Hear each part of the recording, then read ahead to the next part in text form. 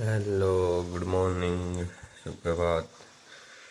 SP બ્લોગની સાથે morning. તો હજી તો ઉઠ્યા છીએ, 7:30 જેવું થયું છે ને હજી તો હું ઉઠ્યો છું. હવે તૈયાર થઈને પછી જોઈએ છીએ આગળ શું થાય.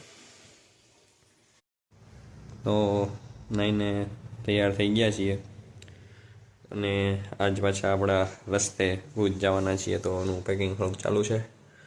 જોડાતા રહેજો આખા મિની વ્લોગમાં.